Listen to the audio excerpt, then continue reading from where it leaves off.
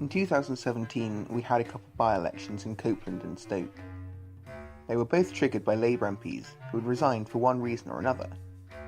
But what you may not know is that both of them were appointed the Steward of Chiltern Hundreds and the Manor of Northstead. Is this some shady Bilderberg-style conspiracy to enrich retired MPs? No, I'm sorry, Alex Jones, it's not quite as exciting as that. Get back to what I was saying.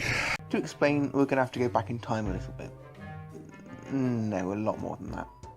So in the olden days, being an MP meant turning up to Parliament for a couple of weeks, either to make sure the king had enough money to fight wars, settle religious conflict, or to make sure the king's wife's kids were legitimate.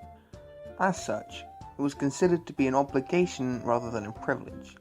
And in 1624 or 1623, back then New Year was end of March, hence April Fool's Day, the House of Commons officially declared it illegal to resign from office, because it is not in a man's power when he is lawfully chosen to relinquish the place. But if you were ill or otherwise incapacitated, you were let off the hook. So this sets rule number 1. You cannot resign from the House of Commons without very good reason. It was also understood at the time that Parliament was sovereign from the monarch's interference, especially in the latter half of the 17th century after the whole Civil War malarkey. In 1680, Parliament decided that no member of this House shall accept of any office or place of profit from the Crown without the leave of this House, or any promise of any such office or place of profit during such time as he shall continue a member of this House. Resolved, that all offenders herein shall be expelled this House.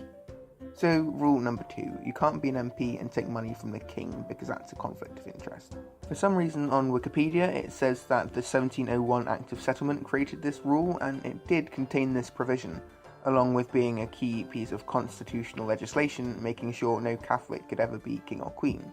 But at most, it just restated in more concrete terms that Parliament is absolutely sovereign from foreign or royal interference, and MPs cannot take payments or office from the Crown. Now, a side effect of this was that being a cabinet minister was included in the list of Crown officers.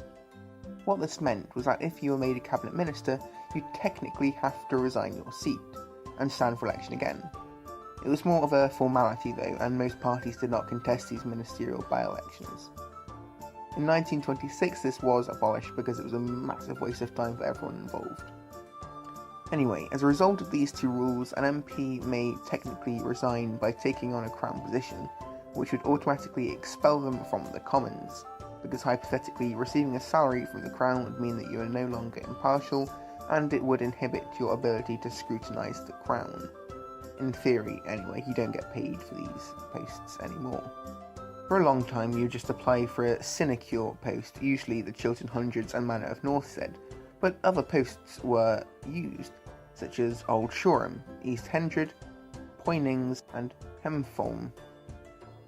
In the 1860s, Gladstone was wary that the posts were being called an honour, because one of his rivals had bummed off to America with £10,000 in debt, and fought to change the process to allow MPs to simply resign. Instead, he changed the wording to eliminate the word honour from the letter that appointed the post. Eventually, this process was formalised in the House of Commons Disqualifications Act in 1975.